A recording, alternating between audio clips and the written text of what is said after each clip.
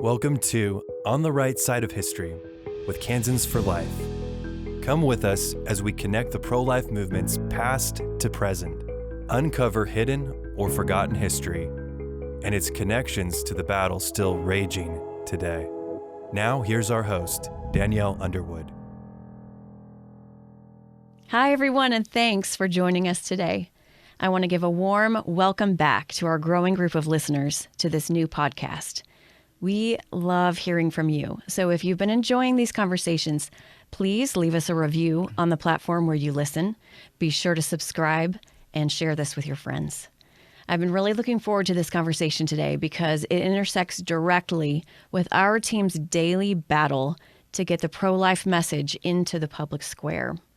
Today, we're going to be talking about what happened to the news. So I'm grateful to my two guests who have come to join me here in the studio today. I have John Whitmer. John Whitmer is host of The John Whitmer Show, which airs Sunday evenings on KNSS, Wichita's #1 rated radio station. Launched in 2018, the show digs into national, state, and local politics from a conservative perspective. John regularly interviews heavyweights like Mark Levin, Todd Starnes, Ben Shapiro, along with dozens of federal, state, and local elected officials. But before becoming a talk show host, John was personally involved in Kansas politics. He worked on multiple campaigns, and he himself was a member of the Kansas House of Representatives for the 93rd District for 4 years, from 2014 to 2018.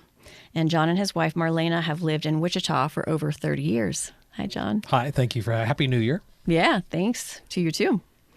And then I also have with us Michael Ryan.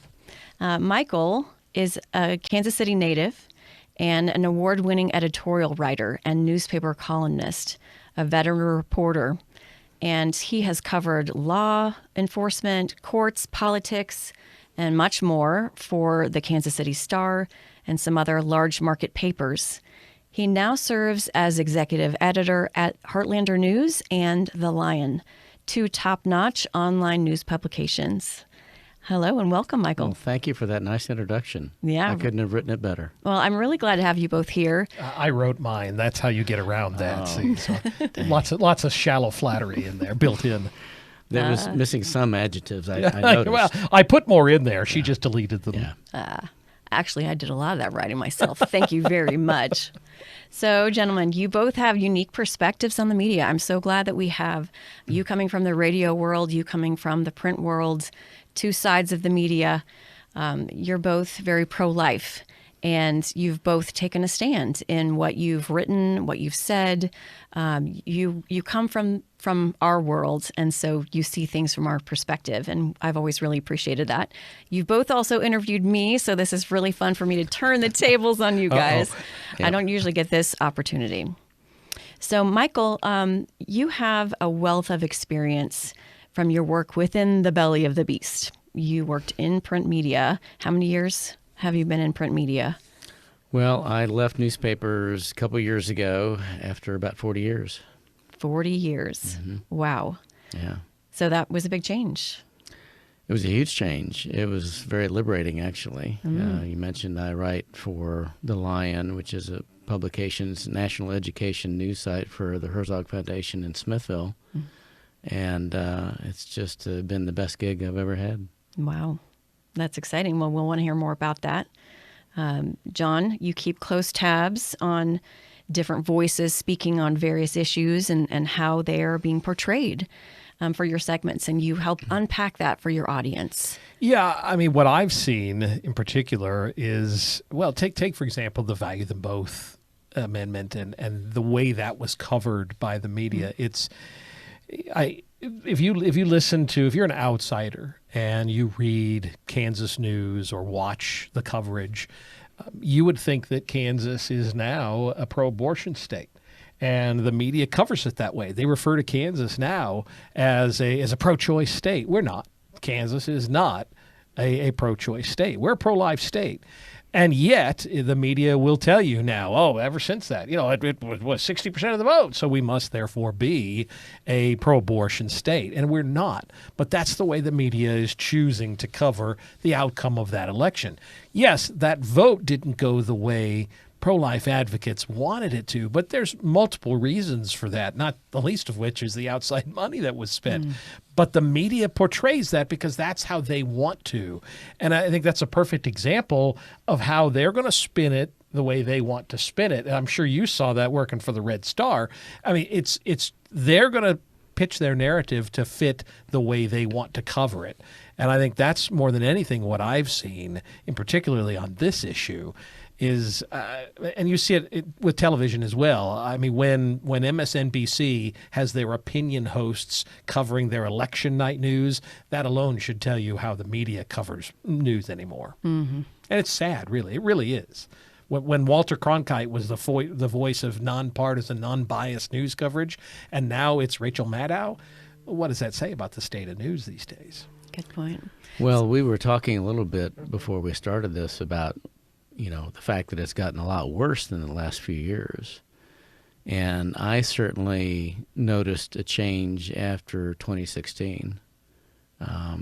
It got exponentially worse. And then talk to us about that. What did you see? Well, I mean, obviously that was, if you cut open a tree 100 years from now, you're going to see the ring where Trump was elected, right? Yeah. And I was actually asked by a friend to be on basically Irish public radio a couple weeks before that election to explain to Europe the Trump phenomenon. And so I did my best to explain it. And then they said afterwards, well, why don't you come back the morning after the election and we'll talk about what happened. So I pretty much pulled the first all-nighter I had since college and stayed up, and turned out that Trump won. And that certainly wasn't what my radio friends in Ireland wanted to hear, and they didn't want to hear from me. So I stayed up all night for about 20 seconds of airtime in Ireland. But I think that was a big sea change in the media. Just things really from there started getting more acidic for people that are center or right of center. And the George Floyd incident and the riots and the protests after that made it a little bit more partisan. You're seeing it even now. If you think back to December and you think at the last presidential debate, the one in Alabama, even Vivek Ramaswamy was pushing back. He was Trump light, basically. He was doing what Trump would have done had he been in that last debate. And he pushed back on the media. He's done the same kind of things that Donald Trump did 4 years ago and 8 years ago, for that matter. And I think this is part of what the media is not used to. They're not used to political candidates actually being willing to stand up to them and call them out for their bias. Now, is that a good thing? In a perfect world, I think we would have moderators at these events that weren't biased, that weren't throwing obviously false or misleading questions at them. And to an extent, you're seeing an improvement in that in these most recent debates. I think the questions have been better. But I'm actually, frankly, glad to see finally a candidate that steps up and says, no, you're misleading and here's why. And I think that's what your listeners have to do. I think when pro-lifers are confronted with false and misleading information, they need to come back and they need to push back on that, because we have to arm them with that data. But once we've done that, they need to defend themselves and they need to defend their positions. Otherwise, the left is just going to win. I think the first thing we have to do is begin to educate ourselves to see the bias. That's true. And to realize the bias, because for so long, we were told that the news was a trustworthy purveyor of information, right? That they were going to bring us the unbiased truth. And I think people have gotten to the point where they are finally realizing the extreme slant in most of the news. And, from a pro-life perspective, it's been just blatantly obvious the way that the media has been gravitating language in the way that they talk about the pro-life issue. I mean, we're talking about even the AP style book. So for listeners who, I brought it. Yeah, you brought it. You and I both brought it then.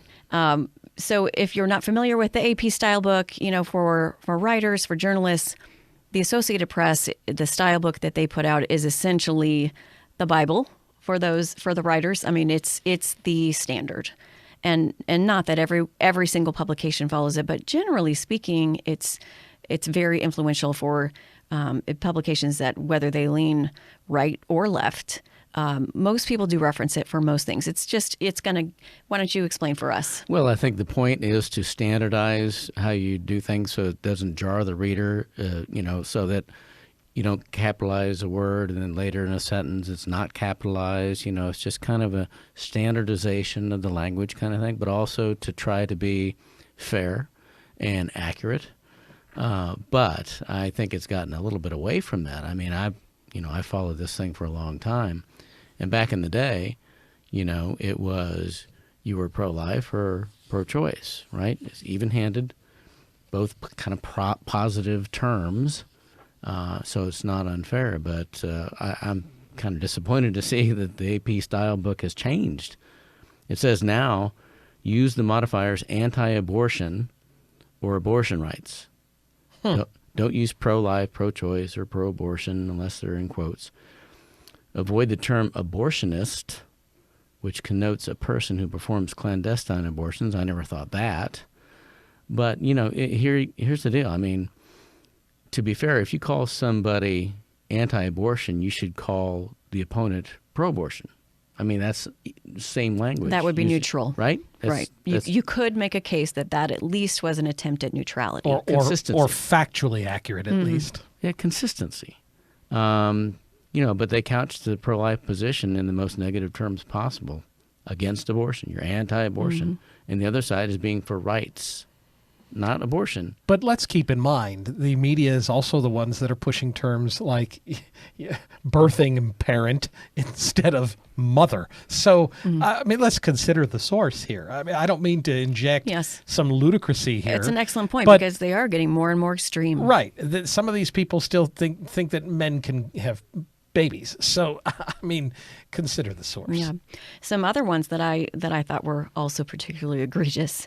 So just in March of 2023, they decided that no longer would the use of pregnancy resource centers or pregnancy counseling centers be used. That they said those are misleading terms. That's how somehow that was misrepresentative of what these organizations are doing. To be called now? So now they want them to be called anti-abortion counseling centers, or crisis pregnancy centers that oppose abortions, or anti-abortion centers. So apparently that's all they do. So they're ignoring even the federal government's own wording in the FACE Act, where they're called pro-life pregnancy counseling services. Completely ignoring the fact that, these organizations, these amazing organizations, often offer things to women that are even post-abortion healing. Absolutely. Right. They offer all kinds of mentoring. They offer all kinds of free support. So miscarriage counseling, a lot of them offer that as well. They are certainly much more comprehensive in the kinds of services that they're offering. But again, this is the same media that emphasizes that Planned Parenthood does almost entirely just mammograms. Oh, yeah. And ignores the fact that their primary source of revenue is abortions. It's abortions. So let's call a spade here. Right. It's all from your perspective. It's amazing. Yeah. It's just deny your lying eyes. I mean, it's... Yes. And I've gotten to know the Care Pregnancy Center community, and it's just amazing. Absolutely amazing what they do for women. And it's not just about abortion. It's food pantries, it's clothing, it's parenting advice and parenting training. I mean, there's all kinds of things that they do. But apparently, according to the Associated Press, they're just about anti-abortion, whereas, as you mentioned, Planned Parenthood is not just about abortion, Right. about all these other things. Mm-hmm. But this is the same media. And again, I don't mean to play tit for tat, but this is the same media that will emphasize when a pro-life activist, an extremist, goes out and vociferously protests outside an abortion clinic, but pays no mind when pro-abortionists bomb pregnancy centers. We never quite Right. got to the bottom of that, Right. did we? No, well, After that's because the Dobbs FBI decision. is not even bothering to investigate. So No, you they're have going after Catholics. right. No, but Exactly. that media won't cover that. So the double standard here is glaring. Yes. So the first step in being able to read the news is being able to filter through the bias. Yes. Well, That is very important. And also to to immediately go after the assumptions. It's amazing to me when I read something and you can see this is truly a propaganda piece. This is not even attempting to be a news piece. But making sure that you filter what you read, maybe look for better sources, I first think of that's all. a key part. Yes, Key part. is for readers to make sure that they're figuring out where they go for their where they look for Yes. their source material. And I'm telling you, there's been such a change in newspapers since I started. You know, when I started, there was a real premium on accuracy and fairness. And, the old saw was, if your mother says she loves you, check it out. That was to be more accurate than anybody else. In fairness, we talked about the different terms used for abortion now today and pro-choice. It's changed so much. And you'd see it. We talked about the value of them both vote in 2022, was it? And I've got some specific examples of some of the language that some of the media used to talk about that election, if you don't mind. Please. There was a headline at NPR that said, voters in Kansas decided to keep abortion legal. Now, Danielle, you were involved in that. Was that what the amendment was all about, was That making is it illegal? not what the amendment was about. All right, well, we got that taken care of. Politico said, Kansas voters block effort to strip abortion protections from state constitution. Number one, I didn't know there were any in the state constitution. Number two, was that what that's about, taking it out? That would be an inaccurate headline as well. Yeah. Okay, and let's see. I think those are the worst. The League of Women Voters came out strongly against it. Oh, wow. There's a shock. And it's not the media, but it's, supposedly, the down the middle organization, I guess. Right, it's so is League of Laura Women Kelly. Voters. It said a yes vote would amend the Kansas Constitution to state that there is no constitutional right to abortion and that the legislature would have sole authority to pass any laws about abortion. Pave the way to a total abortion ban in Kansas, potentially with no exceptions for rape, incest, or to protect the life of the mother. The league characterized it as, quote, taking away a constitutional right. Yes. Is that what that amendment Well, was about? and not only and it's amazing to me too. That would be said once and then repeated. I think that's also part of it. It's not only that they're tweaking language, it's that they're increasing the intensity of they're demanding that you believe this particular headline, and they know from readership studies the percentage of people who only are going to read the headlines. They may even state it correctly within the body or closer to correct within the body of that article. But if they know that only a huge percentage are only going to read the headline, that's all they really have to worry about. And then, no matter what side of the issue you fall on, you should at least want accuracy and fairness in the media. Is that too much to ask? no, that would be what we should demand. Well, this is part of the problem is that so many of our younger generation are getting their news in 150 characters or less. And so if they can get it in that little soundbite, that 150 characters, then that's all the news I need. Yeah. And so that's part of your problem. So John had brought up the fact that I don't think we'd said this in your introduction, but that you did spend some time at a large metropolitan paper here in Kansas. And we didn't name the paper, but Technically on the Missouri side, yes. Yes, technically on the Missouri side, but with covering many, many Kansas issues. Yeah. And you were working within the editorial department, and I wonder if you could share part of that story with us. What was that like? Well, I think on all the issues, they were pretty far left. I mean, I feel like I was the only person close to center. I was born and raised in Kansas City, and I spent the first half of my career here in Kansas. I don't think Kansas conservatives are all that crazy or extreme. It just seems like common horse sense to me on a lot of issues. But I spent years inside 4 major newsrooms.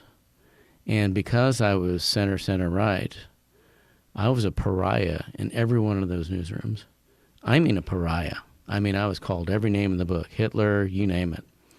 I did a civics rally one time in Georgia, and my own newspaper reporter, the first thing they said to me when they were interviewing me, the day before the event, by the way, I was out on every other media weeks before this event. My own newspaper didn't want to cover it till the day before, but okay. The first thing out of her mouth was, this seems like a right-wing event. Now, I just told you it was a civics event. That's right-wing now? Wow. That's pretty odd.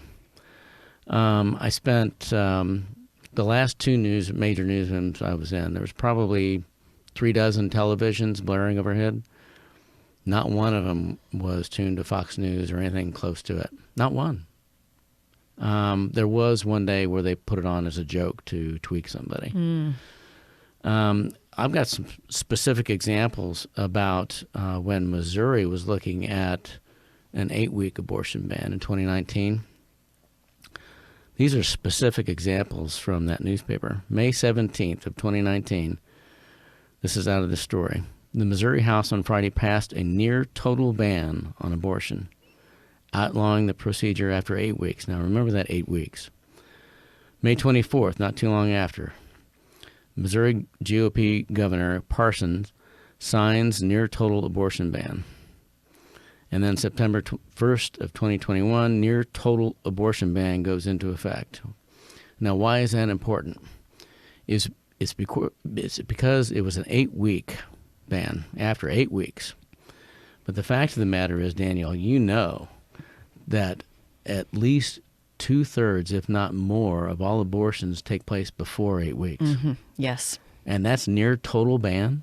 I mean, it exempted 2/3, but the media called it a near total ban. That's just dishonest. Yes. It's a lie. But there's nothing new there. I mean, you look at Kansas. We're 22 weeks in Kansas. We are a 22-week limit, yes. For now, until the left gets that appealed, sent up to the courts, and the courts overturn it, which we know they're going to do, unfortunately. But the press will say that we are all radicals who want to ban all abortions. They would lump us together completely. completely. And that's what I think is so disingenuous about the press. And yet they will not describe the fringe elements of the pro-abortion movement, but they sure go after us the way they paint that broad brush, and it's so unfair. Danielle, if you were saying something that weren't true and somebody, and you know, honestly, if you just, honest mistake, and somebody said, here, look at this, you would stop saying that, wouldn't you? I would. Okay. Well, I told my colleagues about this 8-week situation where, you know, 2/3 of abortions occur before 8 weeks. It's not a near total ban. They didn't change anything they were saying. No. So it was a very intentional, constant, steady drumbeat of misinformation. Do you think that that's they themselves were because putting? it sells more papers? Yeah, I mean, is this a financial thing or is this an ideological thing for the media? No, I can tell you, I spent my entire career on the content side of newspapers, and nobody on that side thinks about the money. So it's ideological. It's ideological. Well, and we know that the readership of newspapers is shrinking quite a bit. I mean, Oh, yeah. And, you know, I've heard so many people comment on just the amount of content within these print newspapers as well is shrinking. They don't have the newsrooms, they don't have the staffing, and it's because they don't have the same readership. And there's lots of factors that go into that, but it is an interesting thing that you're saying from the inside that that's not something that they're even really accounting for, that they're not caring about those subscribers. Well, I mean, they certainly care about subscribers. They want, I mean, you know, any writer wants to be read, right? But they're worried about clicks online. You know, they watch that very carefully, and they train me to do that as well. It's almost like crack cocaine. I mean, you got to just like, wow, that's my dopamine for today. Right. I got 10,000 clicks on this article. But, you know, the important thing to me is, what is the content? Is it accurate? Is it fair? And is it something that is meaningful to people. You know, something else I would like to bring up that I think is happening right now in our media is that they continue to put forward the lie that the abortion industry in Kansas is heavily regulated. Oh, yeah. Right? They want us to believe that they are so constrained, that the abortion industry just, you know, they have all of these rules they have to abide by. And meanwhile, they're not telling you that we don't have a 24-hour waiting period anymore. We don't have informed consent anymore. Which is unbelievable. It is unbelievable the amount of information that is being denied to women. And yet they continue to say how heavily regulated, and you'll hear this in national media as well. Oh, Kansas has abortion, but it's heavily regulated. And really, we're down to just a few key protections that are still in place, and we know that they're all in danger. So, you know, we have to be wise when we read what we're seeing out there. We have to make sure that we're telling other people that they're being lied to. Well, and set aside the fact that there's a second life here. Let's set that aside. You also have the life of the mother that is an issue, a fundamental issue here. And when you're taking away necessaries, health, safety, sanitation, yes, you know, I mean, those are major issues, and they're just taking away. I mean, I remember one of the bills that was passed either the year that I started in the legislature or right before I came into the legislature was just a basic sanitary precaution measure that required them to be certified. And this was just the kind of stuff that you got to make sure that the place is clean, that it's properly maintained, that they have basic sanitary, the kind of stuff you'd want in an operating room. And that was recently struck down. And that's the kind of stuff, boy, you'd think you'd want to have that when someone's going in and having a medical procedure done. Yes, and a huge piece of that as well. So few Kansans understand the context that law was passed in, why that law came about, to have that clinic safety and inspection standards passed, because we had some really horrific examples right here in this state. And that's not about the baby. That has nothing to do with the baby. That's about the mother. For the woman. Protections, yes, 100%. Well, and people need to educate themselves because the media aren't really educating them on the facts.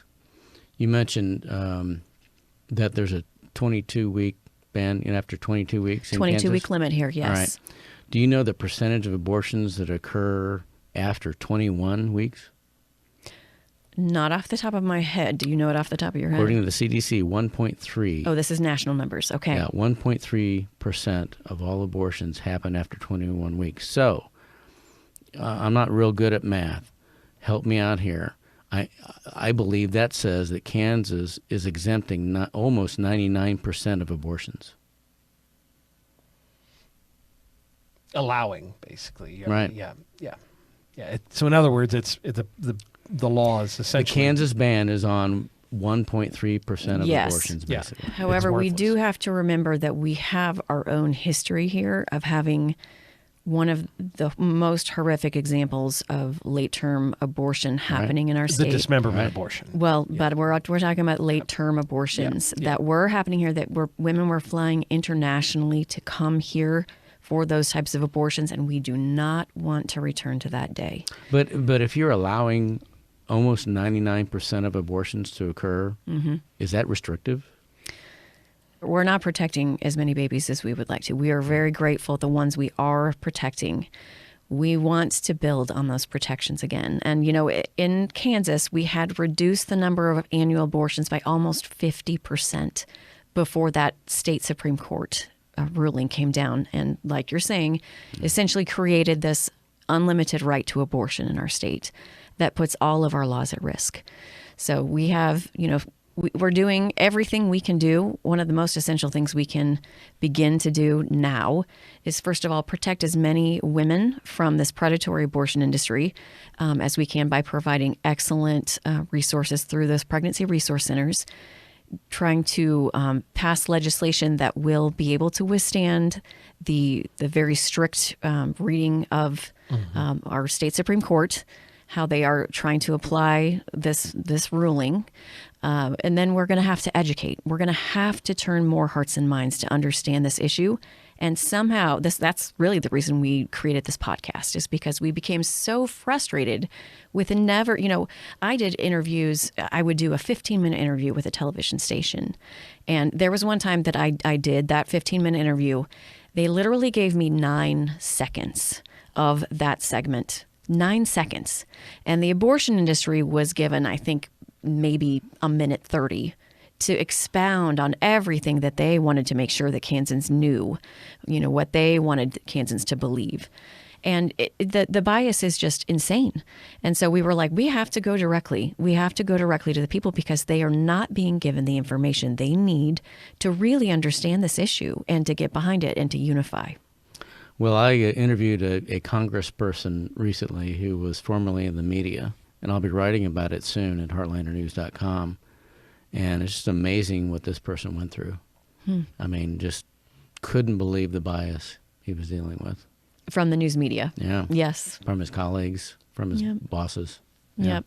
It is. It's very, very difficult environment to work in. But, at the same time, we're here for the long haul. We're here because we believe in this to our very core. We're not going away. We're not backing down. We just have to get more creative, and we have to figure out more ways. So let's talk about the everyday Kansan. What can they do in this? We've talked just in general about educating ourselves, about making sure that we're having conversations with people where we, really question these assumptions in our conversations with other people. What do you think, Michael, about, is it effective for us to write letters to the editor? Oh, I think you have to engage with the legacy media. You have to do it, and you have to keep doing it. More people need to do it. I found toward the end of my career that a lot of the people in the conservative audience just weren't paying attention to our newspaper anymore. So there's not much you can do about that. But you have to go beyond the legacy media, because that's really where the rubber meets the road anymore, especially with the young people, as you might have mentioned. A lot of it's going on in social media, other places. I actually did a column in the American Thinker recently about what normal people can do, because I had a niece staying with us a few months ago, and we were talking about some of this stuff and the state of the world and everything. She said, what can an ordinary person do? And I really didn't have a list of things available for her, but I sat down and wrote out a few things. Would you mind if I... Please. That would be great. Number one is educate yourself, which unfortunately today means you got to find alternate sources of news and information. So that means you need to go out on the website and do your research on the internet. You need to be a tireless advocate for the truth. I mean, among your friends, among anybody that you can get an audience with. Justice, government accountability. You need to be vocal on social media. As much as that becomes anti-social media, you need to stay in the battle, because that's where the battlefront is anymore. Yes. That has become the public square. It right? really has. It has. You need to back up your beliefs with solid evidence. You need to have reasons for what you believe. Think about running for office. I mean, look at all the school board races that are so competitive now, especially after what happened in Loudoun County, Virginia. And that's the other thing. Everybody says vote, and we need to do that, but you need to vote in the local elections that nobody's really educating you about, and you need to educate yourself about the candidates. And I would follow up on that. I mean, that's, if you ask what people should do, I mean, write a check, send letters, get involved, volunteer. I mean, if you can't afford to write a check, then go make phone calls. I mean, my wife and I have been door knocking for another organization here lately just to help get the word out. And they're just doing door knocking. They're asking voters questions about the economy, about taxes, and gathering data, so that later on in this 24 election cycle, they can then empower candidates and target those voters to help get out the vote. But that's something you can do. You can volunteer for an organization to make phone calls, to stuff envelopes. If you can't write a check, if you can write a check, then do both. Get behind a candidate. If you don't want to run, because trust me, having put my name on a ballot before, and again, it's not easy. But want to volunteer, if you don't want to run for office yourself, get behind a candidate that you support and then do something about it. Walk in a parade, get involved. Mm-hmm. You know, the one thing that I think we as conservatives and as pro-lifers struggle with most is being shy about articulating when we see these things that are false. We don't talk. We don't cry havoc and let loose the dogs of war. Case in point, State Rep Ron Bryce. He's a doctor, and he told the story during a House debate last year about the incident with the baby who had survived an abortion, and he did what he could to care for the baby. Obviously, it passed, but he did what he could to care for the baby. And you heard what Laura Kelly said. She went out and did this long diatribe about how it never happens. The babies surviving abortions never happen. And yet here we had a physician who physically had been in an operating room when this happened. But if we don't actually come out and tell our stories and advocate and speak out when we know things to be untrue and call out politicians when they blatantly lie, then they get away with it. And so I would say, you ask about what we can do, excuse my French, call BS when you see BS. And part of that is getting involved in organizations like Kansans for Life and others that will help you find a venue, an avenue for your enthusiasm, for your activism. And also be a trustworthy source of information. That's too, yes. That's one of the things we work hardest at, is trying to make sure that people have good, accurate information, and that they're not just hearing. I mean, if it really were left up to the media, they would never hear any of the information that we want to make sure people know. I mean, we have statistics. We had to fight to have those statistics in getting that passed through the legislature, just to get reporting. Again, if you listen to the media, Kansas is a pro-abortion state. Well, and you need to be passionate about it. I think it's a bad thing that emotion is trumping reason in so many elections today. But the fact of the matter is, people respond to emotion. And I would suggest watching the Gosnell movie before you do anything. That's an excellent. Isn't it amazing? Yes. Oh my God, it's not for the faint of heart. No. But boy, you come out of there changed. Yes. Unplanned is another very good one. Yeah, I was going to say Unplanned getting is to see, which, by the way, you'll remember every time you come on my show. That's your intro. That is your music. Yes, it is. That's your music. Well, and John mentioned joining organizations of like-minded souls. I think that's terribly important. I guess Time Magazine just named Taylor Swift the Person of the Year. I would name the mama bear the Person of the Year. Who are the true courageous heroes out there? I think the American parent is the Person of the Year, because there are so many headwinds they're facing today. Yes, that's really true. The family is under attack. Well, this has been a great discussion. It's been really fun. I just want to say, on behalf of Kansans for Life, thank you, John Whitmer. You're very welcome. And thank you to you as well, Michael Ryan. And thank you also to our listeners. If you want to stay up to date on this and all pro-life topics, visit kfl.org and sign up to receive our updates. That's kfl.org. You can also follow us on Facebook, Twitter, now called X, Instagram, and even TikTok at Kansans for Life. So as we say goodbye for today, never forget, the pro-life movement is on the right side of history. Truth always wins in the end. And we'll hope you'll join us next time. Thank you.